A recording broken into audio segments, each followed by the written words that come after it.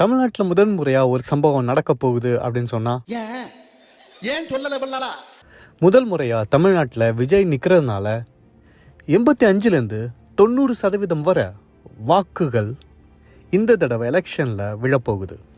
அது மட்டும் இல்லை, அதுக்கு ரிலவெண்ட்டான எக்கச்சக்கமான டேட்டாஸ் நம்ம கலெக்ட் பண்ணி வச்சுருக்கோம். அந்த டேட்டாஸ் எல்லாத்தையும் நம்ம பார்த்துட்டு எதனால் இந்த வாட்டி 85% விழப்போகுது இந்த எபிசோடில் பார்க்க போகிறோம். முதல்ல நம்ம சேனலுக்கும் அரசியலுக்கும் சம்மந்தம் இல்லை, நம்ம முழுசாக வெறும் டேட்டாவை மட்டும் வச்சு தான் ப்ரெடிக்ட் பண்ணிகிட்டு இருக்கோம். அது நீங்கள் பார்த்துருந்தீங்கனாலே தெரிஞ்சிருக்கோம். இதுக்கு முன்னாடி இருக்க எல்லா வீடியோவும் நீங்கள் பார்த்து தெரிஞ்சுக்கலாம். அதோட லிங்க் இருக்குது. ஒவ்வொரு கட்சியும் நம்ம அனலைஸ் பண்ணியிருக்கோம். இந்த வாட்டி நம்ம அனலைஸ் பண்ண போகிறது கொஞ்சம் வித்தியாசமானது. நம்ம எந்த கட்சியையும் பற்றி பண்ண போகிறது கிடையாது.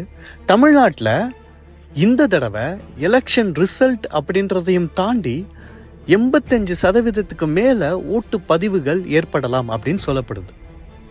அதை நம்ம ப்ராக்டிக்கலாக எப்படி பாசிபிள்ன்றதை பார்த்துருவோம். முதல்ல ஒரு விஷயம் நம்ம என்ன தெரிஞ்சுக்கணும்னா, கிட்டத்தட்ட 97 லட்சம் ஓட்டுக்கள் போன எலெக்ஷனில் இருந்து வாக்காளர் பட்டியலில் இருந்து நீக்கப்பட்டிருக்கு. அப்போ என்ன அர்த்தம்னா, இந்த 97 லட்சம் பேரில் யாரெல்லாம் ஆக்டிவாக இல்லையோ இன்ஆக்டிவாக இருக்காங்களோ அவங்க எல்லாருமே இதன் மூலம் நீக்கப்பட்டுட்டாங்க. இதில் 3 கேட்டகரைஸ் கொடுத்துருக்காங்க. ஒன்று இறந்தவர்கள், அடுத்தது பார்த்தீங்கன்னா ஆப்சண்ட் ஆர் ஷிஃப்டட், அதாவது ரெஸ்பாண்ட் பண்ணலை, அப்படி இல்லைன்னா எங்கேயாவது போயிட்டாங்க. மூணாவது பார்த்தீங்கன்னா டூப்ளிகேட் என்ட்ரிஸ். இப்போ ஒரே ஆள் 2 இடத்துல இருந்தாருன்னா அது. இந்த 97 லட்சத்தை ரிமூவ் பண்ணதுக்கப்புறம் 30 லட்சத்துக்கு மேலே புது என்ட்ரிஸை சேர்த்து கிட்டத்தட்ட 5,70 லட்சத்துக்கிட்ட மொத்த வாக்காளர்கள் கன்ஃபார்ம் பண்ணியிருக்காங்க. ஆனால் இங்கே தான் ஒரு ட்விஸ்டே இருக்குது. கொஞ்சம் நல்லா திங்க் பண்ணி பாருங்க. கிட்டத்தட்ட 15% ஓட்டுகள் ரிமூவ் பண்ணிட்டாங்க. இந்த எலெக்ஷனில் ரெஜிஸ்டர் பண்ண எல்லாருமே 2 மாதத்துக்கு முன்னாடி எஸ்ஐஆர் ஃபார்மை ஃபில் பண்ணவங்க. 2 மாதத்துக்கு முன்னாடி கஷ்டப்பட்டு எஸ்ஐஆர் ஃபார்மை ஃபில் பண்ணவன் 2 மாதத்துக்கு அப்புறம் ஓட்டு போடாமையா போயிட போகிறான்.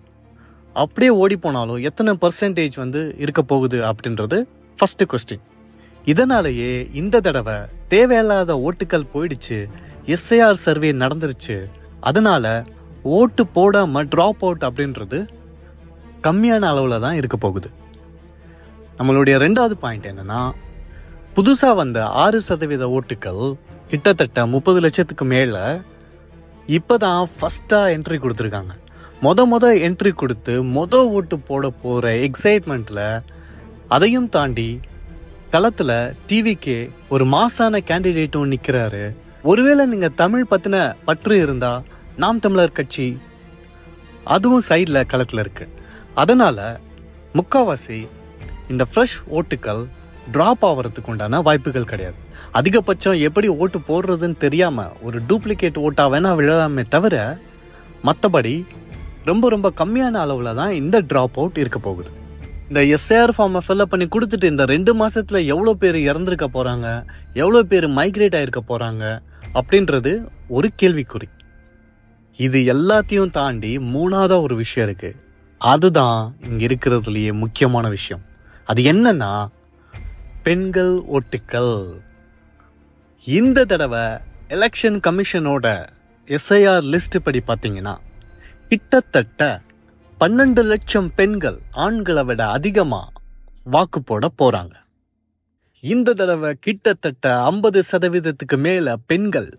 இது எல்லாத்தையும் தாண்டி விஜய் அவர்களுடைய மெயின் ஃபோக்கஸே பார்த்தீங்கன்னா இந்த ஆன்டி இன்குபென்சி ஓட்டுக்கள் மேலே தான் இருக்குது. அதாவது அதிமுக திமுக இல்லாமல் சேஞ்சை விரும்புகிற ஒரு 25% ஓட்டு மக்கள் எப்போதுமே ஸ்டாண்டர்ட் ஓட்லேயே இருந்திருக்காங்க.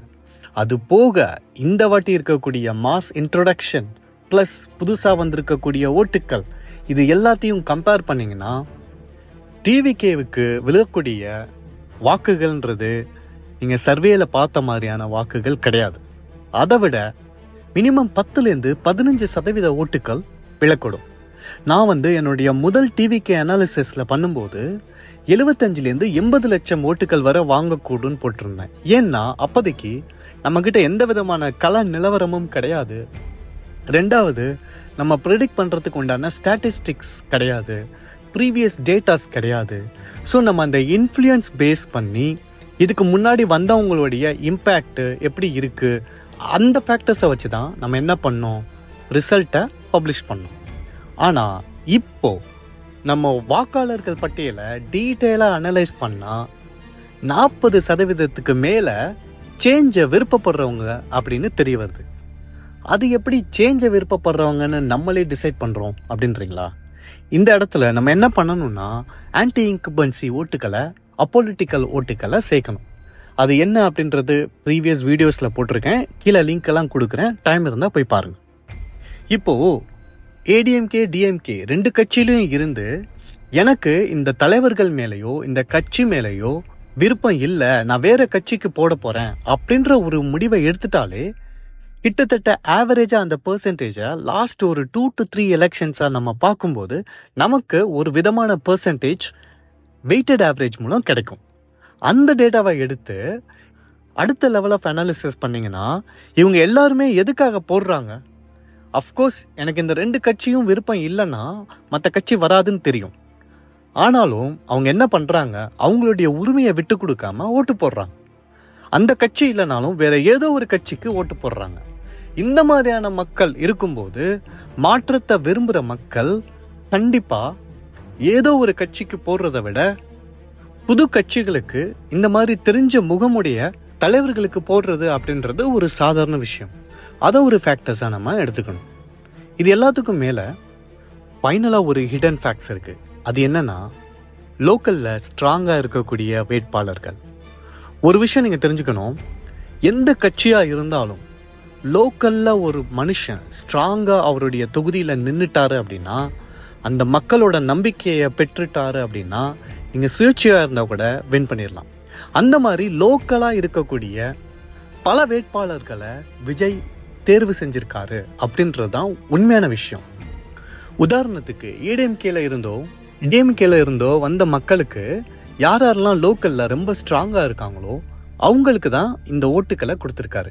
அப்போ என்ன ஆகும்னா, திவிகோட ஓட்டுகளும் இருக்கும். அது போக அவர் லோக்கல் ப்ரெசன்ஸ் இருக்கிறதுனால அவர் ஏற்கனவே இருக்கக்கூடிய கட்சியில் அவர் மேலே ட்ரஸ்ட் இருக்கிற மக்கள் கண்டிப்பாக வேற எங்கேயும் போட மாட்டாங்க.